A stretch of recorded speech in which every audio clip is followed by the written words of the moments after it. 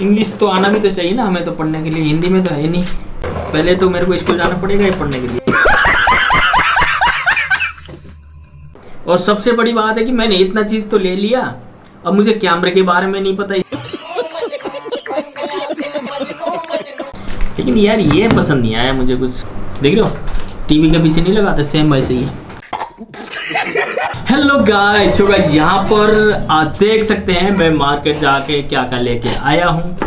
Actually guys एक मैंने camera लिया था जिसका नाम है सोनी ZV-E10 Mark II, और मैं फ़ोन से यानी कि एप्पल से कैमरे में शिफ्ट हुआ। जब तक मुझे कैमरे के बारे में ज़्यादा नॉलेज नहीं थी, लेकिन अभी भी नहीं है, लेकिन फिर भी कह रहा हूँ। जब सबसे पहले मैंने प्लान किया था, एक कैमरा था जो लगभग अराउंड 80,000 रुपये के आसपास का आ रहा था, जो मैंने प्लान किया था कि इसको ले लेता हूँ ताकि थोड़ा सा वीडियो वगैरह में इम्प्रूव हो जाएगा। लेकिन मुझे नहीं पता था कि कैमरे के साथ क्या क्या चीजें जुड़ी होती है। सो गाइस जैसे कि समझ लो मैंने ZV-E10 Mark II लिया और ओनली बॉडी लिया था, और ओनली बॉडी मैंने लगभग 90,000 रुपये का लिया था। 90,000 से थोड़ा सा 85-90 के आसपास था। और उसके बाद जैसे कैमरा लिया, इसके साथ जो लेंस था मतलब कि किट लेंस वो नहीं लिया, और उसकी जगह मैंने एक अलग से लेंस लिया 18-105, और लेंस प्लस इस कैमरे का जो मैंने टोटल पे आउट किया था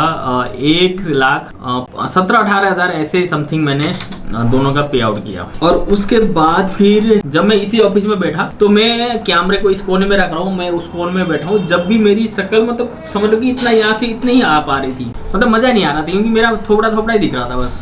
तो यार फिर वहाँ पे मैंने सर्च किया, फिर भाई उसके लिए वाइड एंगल लेंस चाहिए, और फिर मैं ले आया एक काफ़ी सर्च करने के बाद 11 mm का जो 1.8 अपर्चर के साथ आता है। ये लेंस सबने अच्छा बताया, और जब इसको ले आया तो देखा कि वाइड एंगल वगैरह काफ़ी अच्छा है। लेकिन इसमें देखा कि भाई ये तो ओनली वाइड एंगल ही है, मतलब इसको आप जूम आउट जूम इन कुछ नहीं कर सकते। तो मतलब कि समझ लो जो एंगल सेट है इसमें बस वही है, वाइड है तो वाइड ही है, मतलब कोई भी चीज थोड़ी सी अगर जूम करनी पड़ी तो आप उसके लिए इस लेंस से नहीं कर सकते। भाई अब मेरा काम रेसिपी बनाने का है, कई जगह हल्का सा जूम करके दिखाना पड़ता है, मैं को अब ये भी नहीं हो सकता। और ये लेंस कितना है 43,000 रुपये का, 43,000 का सिर्फ ये लेंस आया, छोटा सा लेंस। सबसे ज्यादा मुझे गुस्सा आया क्योंकि मैं सेम प्रॉब्लम से परेशान था मेरे एप्पल के साथ। मेरे पास अभी एप्पल 15 प्लस है, और वो फोन क्या था कि जैसे मैं वीडियो बनाने की कोशिश करता थोड़ी देर में, थोड़ा सा हाई क्वालिटी में, तो फोन बहुत जल्दी हिट कर रहा था। गर्मियों में समझ लो कि 5 मिनट हो गया वीडियो रिकॉर्ड कर रहा हूँ और फोन हिट, जहाँ पे हम वीडियो रोक नहीं सकते वहां जाके फोन समझ लो कि हीट होने की वजह से फोन रुक जाता है। इससे बहुत ज्यादा परेशान था, तो मैंने सोचा था कि कैमरा लेते हैं। तो कैमरे में भी सेम इशू आ गया। जैसे मैंने वीडियो बनाना शुरू किया 10 मिनट भी वीडियो नहीं बनाया, कैमरा भी हिट हो गया, बंद हो गया। मेरे को यार ये तो जो बीमारी थी साला वो तो हम साथ में ले आए। फिर मैंने थोड़ा सर्च किया और फिर हम कैमरे वाले के पास गए, यार ये क्या चीज़ है, मतलब कैसे क्या सबके साथ ऐसा होता है नहीं होता। तो उसने फिर एक नई चीज़ दे दी। वो कह रहा है कि सर इसका जो मेमोरी कार्ड है वो स्लो होता है, आपको इसके लिए फास्ट मेमोरी लेना पड़ेगा। तो भाई ठीक है, अब इतना खर्चा कर लिए तो मेमोरी सही, तो एक फिर मेमोरी दिया 128 GB का P90, और वो मेरे हिसाब से 10 से 11,000 रुपये का मेमोरी का। मैं को एक मेमोरी कार्ड 10-11,000 रुपये का, मैं को सही है, ये भी दे दो। वो लिया यार। फिर उसके साथ मुझे ना वीडियो बनाने में थोड़ी सी मजा नहीं आ रहा था, हाथ में हैंडी नहीं लग रहा था। तो फिर इसका क्या ऑप्शन है, फिर मैं उसके पास गया कुछ दिन बाद। भाई अब क्या करूँ, मतलब मजा नहीं आ रहा कुछ, मतलब कि ब्लॉग बनाने में इधर उधर। तो उसने फिर एक सोनी का आता है ना इसी कैमरे के साथ, तो एक ट्राइपॉड टाइप का जो बटन होते हैं वो दिया। वो फिर कितना का भाई 10,000 रुपये का। मैं को ठीक है। अब समझ लो कि अब तक मैंने मेरे हिसाब से लगभग 2-2.5 लाख रुपये खर्चा कर चुका था, जो कि एक 90,000 से नीचे का कैमरा था, और उसको जरूरतें पूरा करते करते 2-2.5 लाख रुपए खर्चा हो चुका था। और उसके बाद जो मेन दिक्कत आई वो आई जब मैंने ब्लॉग बनाना। मैं कहूँ अब तो सारे सामान हो गए, चलो इससे अब कैमरा वीडियो बनाते पर अच्छा आएगा, बढ़िया मतलब क्वालिटी आएगी, मजा आएगा। तो भाई एक ब्लॉग बनाया सारे चीज रेडी करने के बाद, तो वीडियो देखा भाई, वीडियो तो इतना हिल रहा है जिसका कोई हिसाब किताब नहीं। फिर मैं पहुंचा कैमरे वाले के पास, भाई अब इसका क्या ऑप्शन है। उसने बोला भाई गिम्बल ले लो। फिर मैं को यार दे दो भाई। तो वो गिम्बल आया मेरे हिसाब से 25,000 का गिम्बल आया, जो RS मिनी करके शायद इधर ही कहीं है, RS मिनी करके ऐसे ही RS3 ऐसे करके कुछ एक गिम्बल है DJI का जो 25,000 का वो आया। मेरे को अब तो पूरा हो गया, फिर उसको यार वो ले आके भी उसको सेट करना इतना झंझट, ले आया ऐसे पड़ा हुआ है,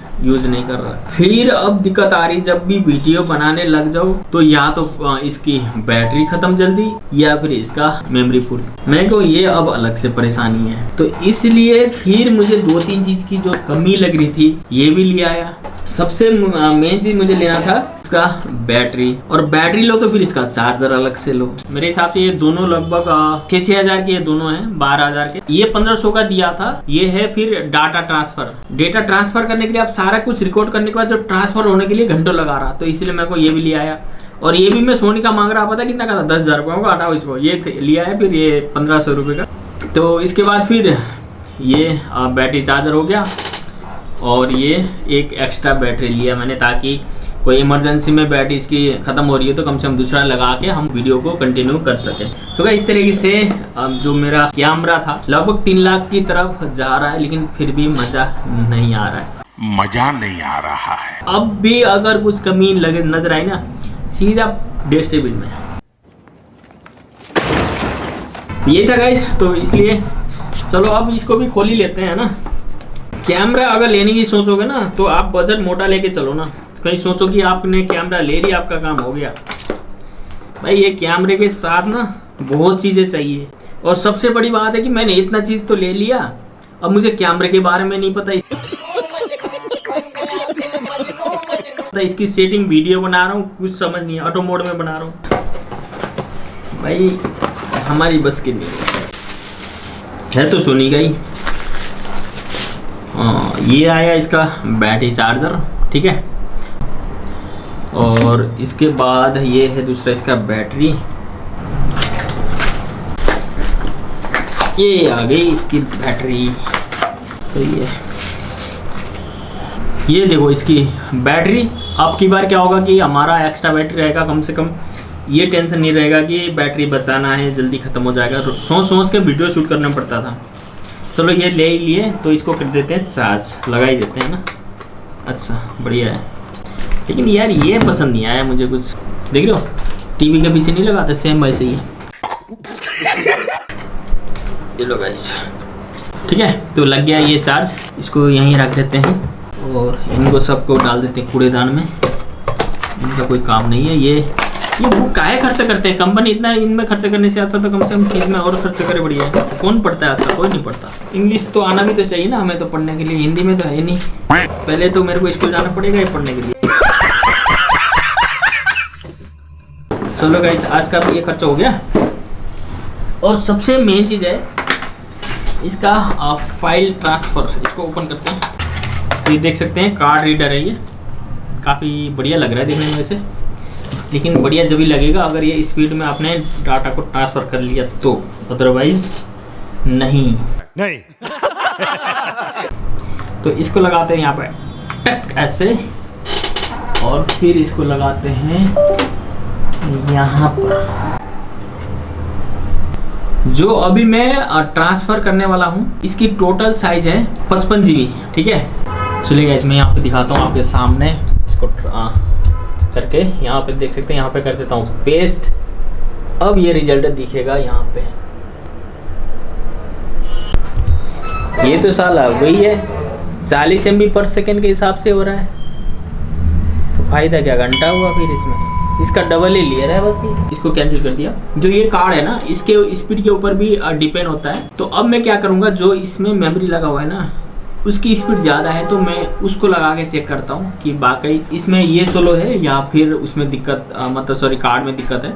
तो ये थोड़ा स्लो ही है। यही मेमोरी था जो मेरे कैमरे के साथ आया था, और इसको मैंने रिप्लेस किया था उसके साथ जो अभी लगा हुआ है जिसमें रिकॉर्ड हो रहा है। तो चलिए गाइस, मैं इसको क्लोज करने वाला हूँ, इसको भी चेक करता हूँ। बाकी अगर उसमें स्पीड आती है तो मैं कमेंट में बता दूंगा आप लोगों को, ठीक है। तो मिलते हैं, इस ब्लॉग को करते हैं ख़त्म। Bye bye and see you, love you. Thanks! Love you!